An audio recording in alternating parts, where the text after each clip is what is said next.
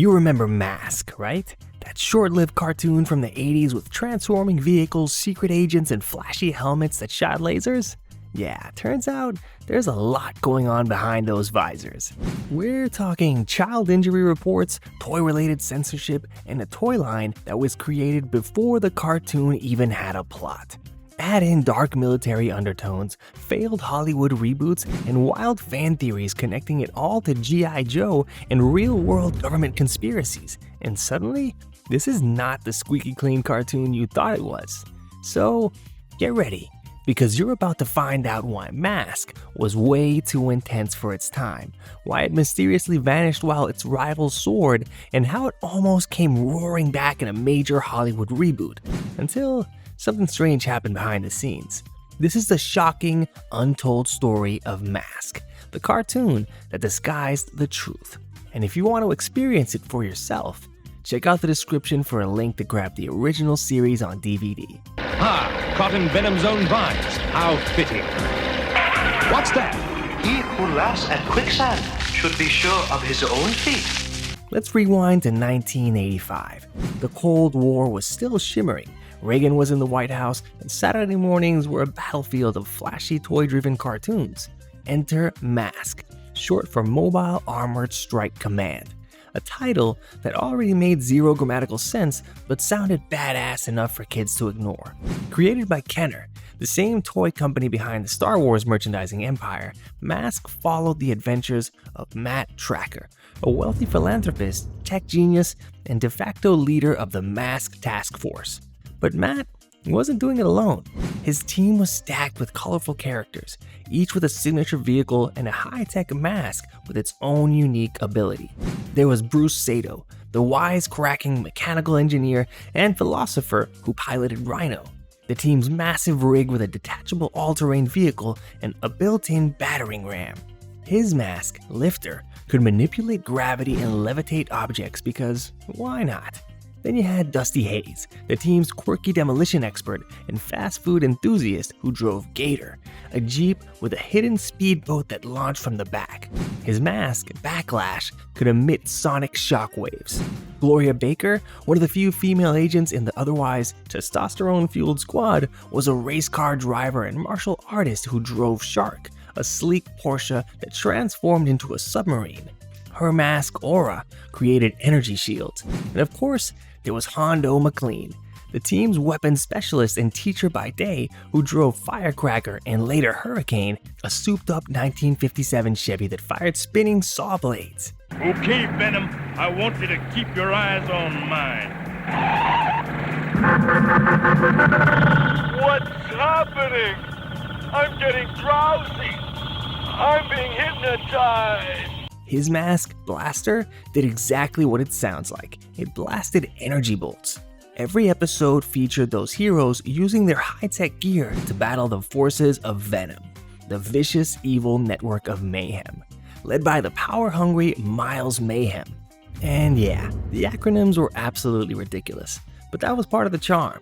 Mayhem's crew included characters like Sly Rax, a street punk with a venomous attitude, Cliff Dagger, the brute for hire with more muscle than brain, and Vanessa Warfield, the icy femme fatale with a knack for sabotage. Episodes followed a fast-paced, formulaic rhythm. Venom hatches a vague and usually illogical criminal plot, the M.A.S.K team is summoned through a high-tech computer system, the agents assemble, suits go on, masks activate, lasers fly, vehicles transform, and the good guys win. Plot depth? Not so much. Character arcs? Rare.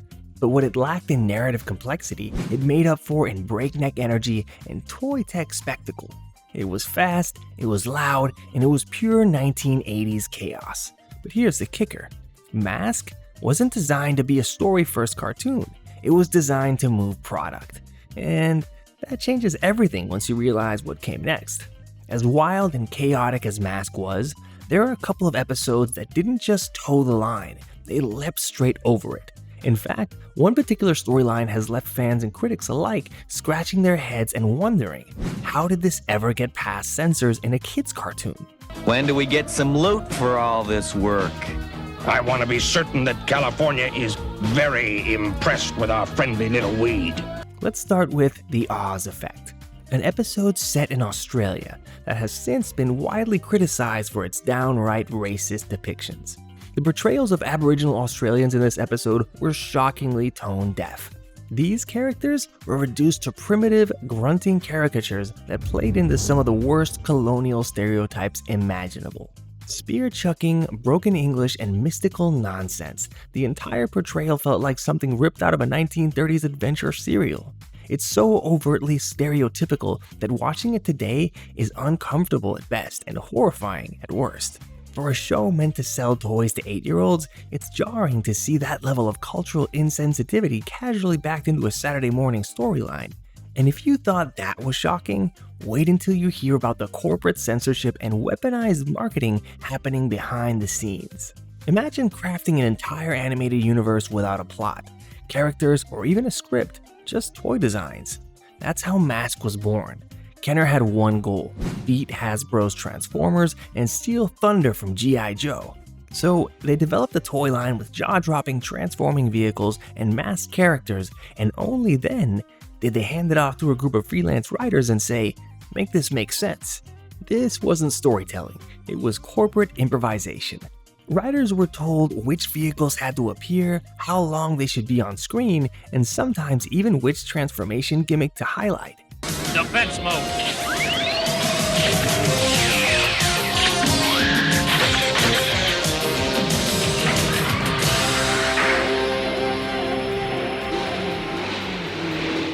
One writer revealed in a now-deleted interview some episodes were written in 3 days. They faxed us toy blueprints and said, "Write about this." That's it. Even the hero, Matt Tracker, was essentially a mannequin designed to model whatever mask or suit Kenner was trying to push that month.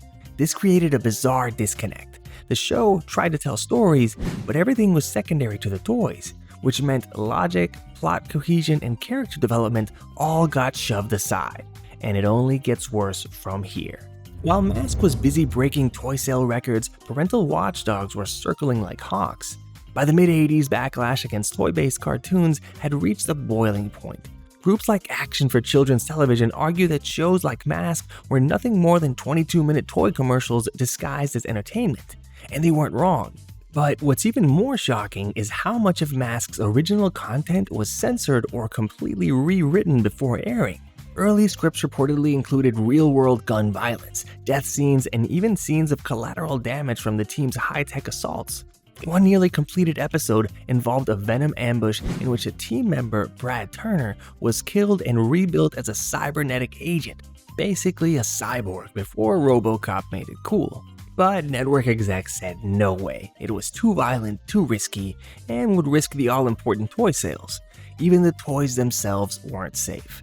The original Jackhammer vehicle had a spring-loaded launcher that shot sharp projectiles, and multiple injuries were reported when kids got hit in the face. Kenner quietly changed the design, but never issued a public recall. It was all about damage control and protecting the brand at all costs.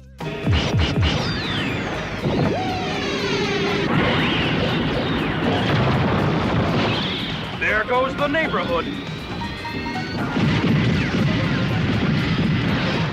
But wait until you see the hidden agenda people think was lurking underneath it all. Okay, now things take a seriously weird turn. On the surface, M.A.S.K was a fun adventure series with laser battles and cool gadgets. But take a closer look and it starts to feel like subtle military propaganda. The M.A.S.K team doesn't work for the government. They're privately funded. They don't answer to any law enforcement agency, they own their tech, fly under the radar, and take the law into their own hands. Sound familiar? That's because in the real world, the 1980s were the rise of private military contractors, shadow organizations operating outside government control. Some media scholars believe M.A.S.K was designed to normalize this idea for kids, that it made paramilitary activity seem heroic, clean, and justified. It gets darker. Some fans even believe Matt Tracker isn't a hero at all. He's a billionaire weapons manufacturer using the existence of V.E.N.O.M as justification to develop and test new weapons under the guise of saving the world. V.E.N.O.M's goals are always vague. So what exactly are they trying to do?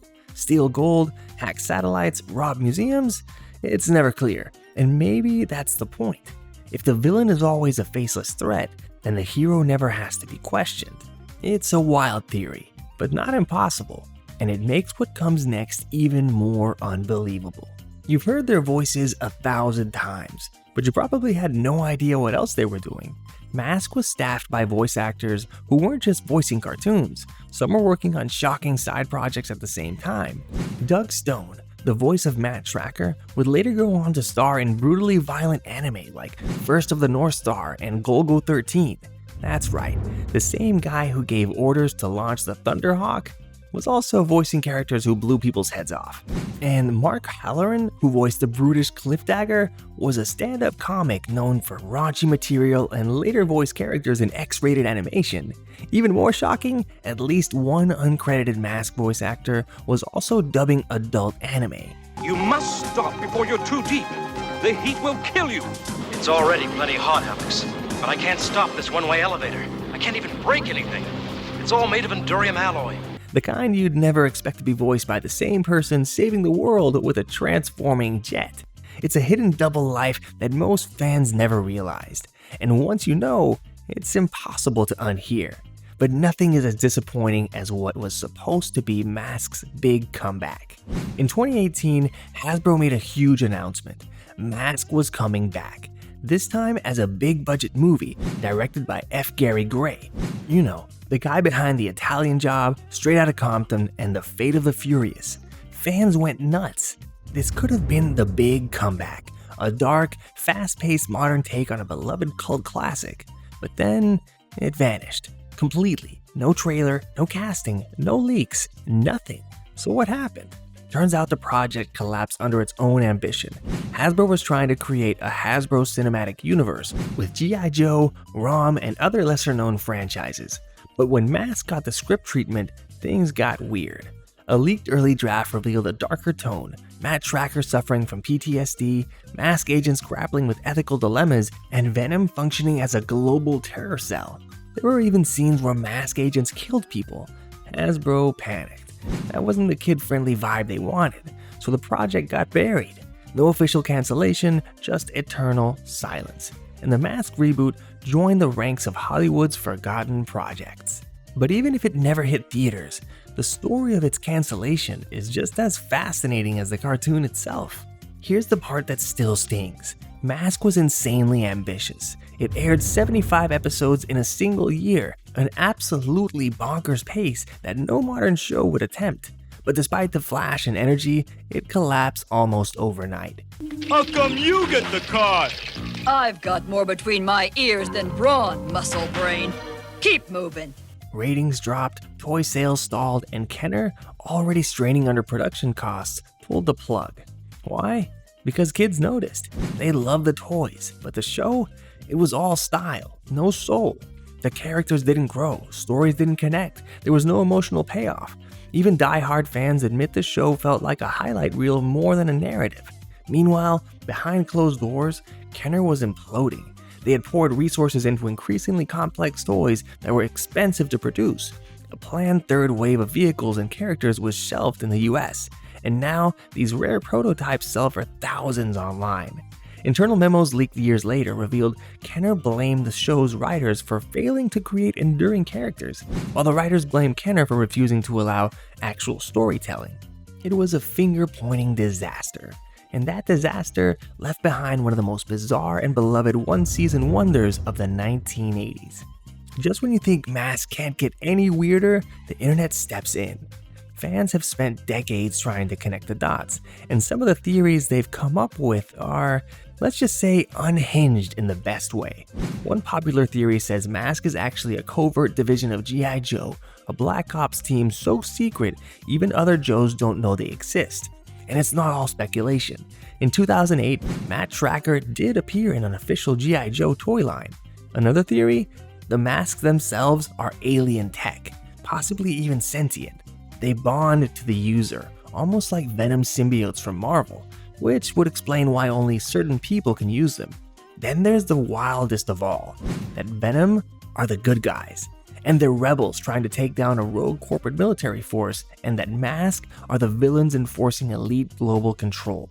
Suddenly, the good guys look more like masked mercenaries, and the cartoon starts to feel like a futuristic dystopia disguised as a toy ad. So, are these theories canon? Not even close. Are they entertaining? Absolutely. And the fact that M.A.S.K invites this level of speculation proves it left a mark that hasn't faded. Select the M.A.S.K agents best suited for this mission. Selection complete.